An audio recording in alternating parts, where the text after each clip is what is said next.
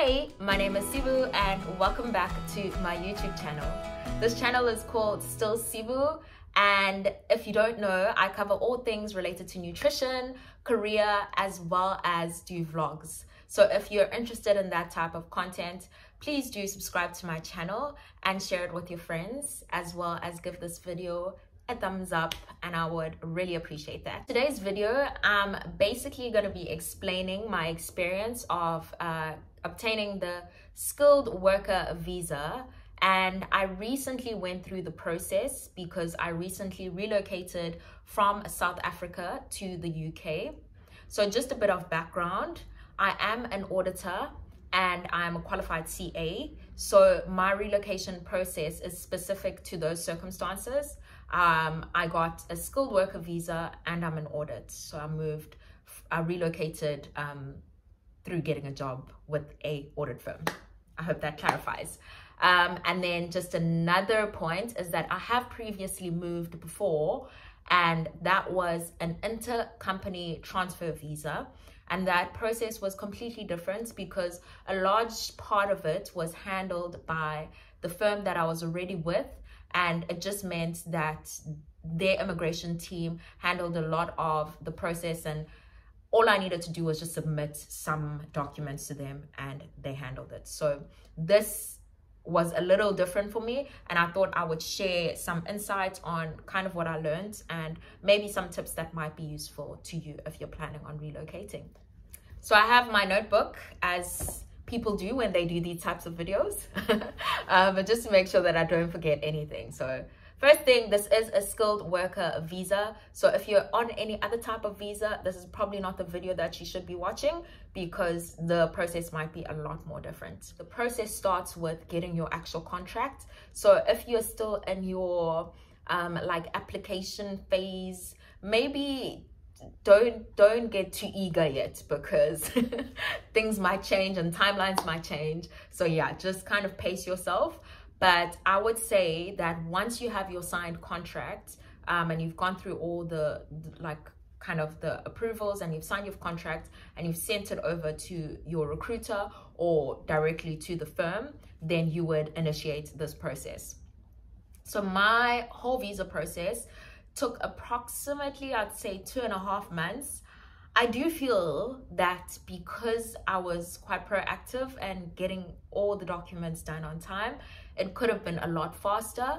But one thing that I'll probably emphasize is a lot of immigration teams, and this is my experience, but also based on what other people that I know have said, is that immigration teams just take their time. So I would say pester them, be a nuisance if you need to be, but it's all in good. Like, you just really want to get your stuff done. So yeah, just pester them. They'll eventually get it done. So I'll break it up into two main parts, and those two main parts are basically collating documents that'll go into your main visa application, which comes right at the end. The first part would be your TB test, and then the second part would be your English proficiency. So proving your English proficiency for the application. So if we start off with the TB test, the TB test is basically, from my understanding, it has to be done if you are South African and if you've lived in the country for a certain amount or a certain number of months. Something to bear in mind is that the TB test, once you have done it, you get a certificate, and that certificate will be valid for 6 months. So if you're expecting the process to last longer than 6 months, I don't know why, but let's say you were expecting the process to last longer, then maybe it's a good idea to halt and do it further down the line. But if you're trying to determine whether you need to do a TB test, I can leave a link down below, and if you follow that link, then you'll be able to assess whether you need to do that TB test or not. But essentially, you go on to IOM, which is the website that is accredited or like approved to run these tests for UK immigration. And there is a testing center in Cape Town and in Durban, as well as in Pretoria. There actually might be two in Pretoria. And from my experience, I think it was because at the time that I applied, there was a large backlog. So I needed to, even though I was staying in Durban, I needed to do my test in Pretoria. And the reason for that was because when I called the Durban branch, they basically said that the date that I could get was like 2 months down the line, and I honestly couldn't wait that long. So then I opted to do it in Pretoria, which meant then that I had to go all the way to Pretoria just for the test and then come back. But what you need for that test is basically you'll need to pay 2,500. So at the time that I did it, it was 2,500. And then you will need to print that proof of payment and bring your passport. So at the date, the appointment that you've been given, make sure you arrive on time and you bring those two things, the printed copy.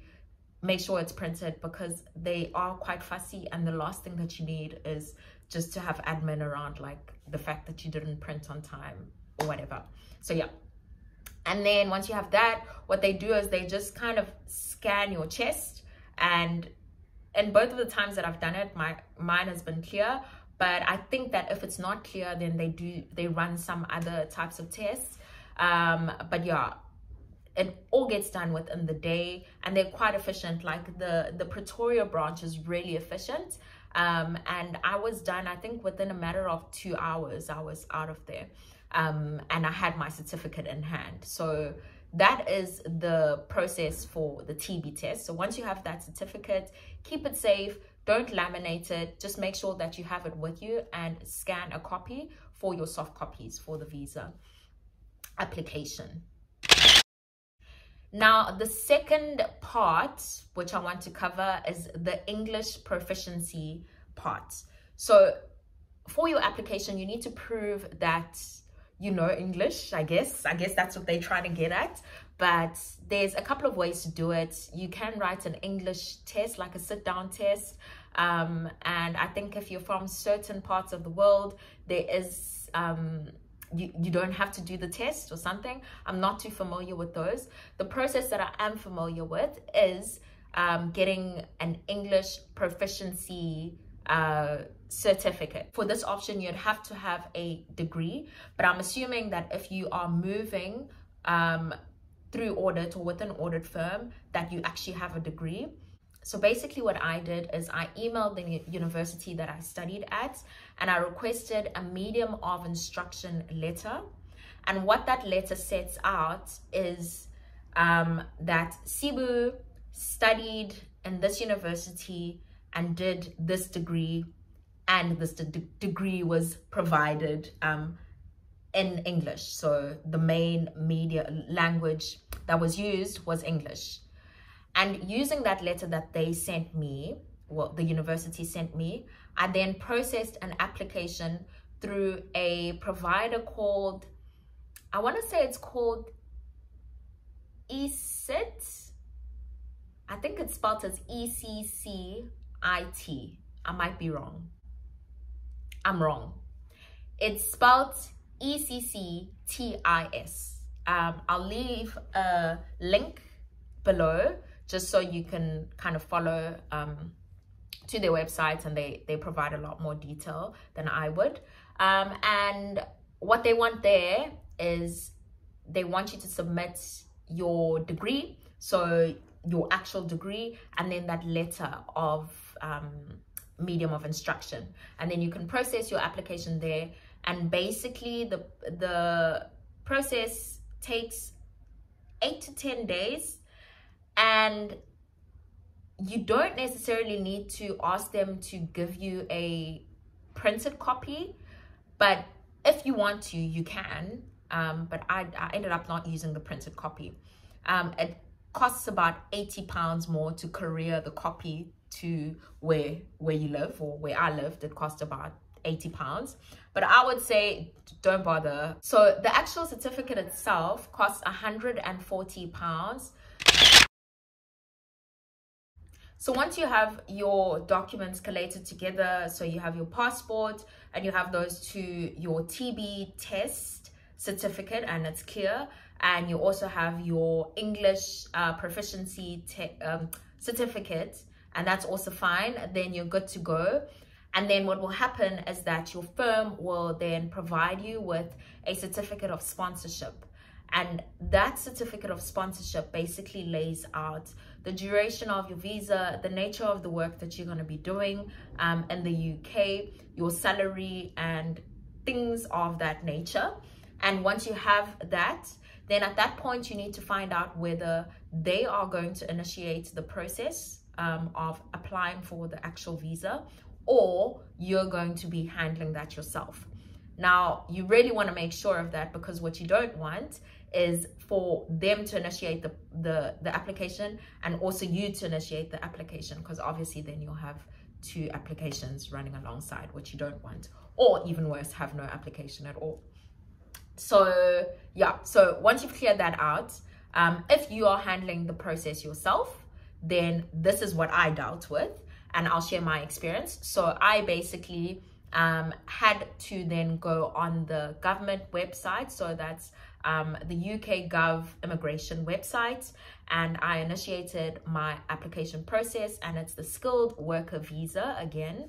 And from there, there's certain information that they needed, which I personally didn't have, which are like certain reference codes that the firm provided me with.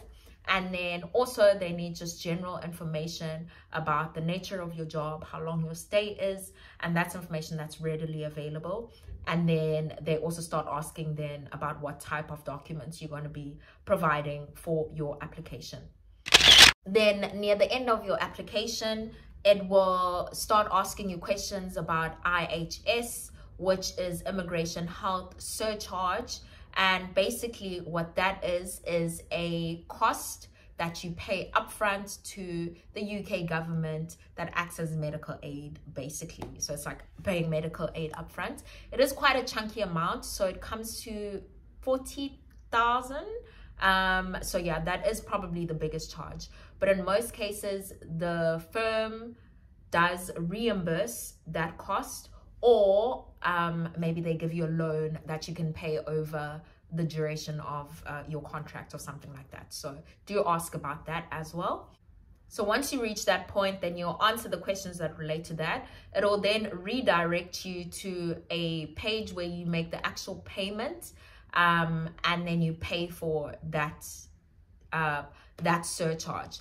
Once that's paid for, then you can proceed with the application. What I had to do then was send that link to the firm.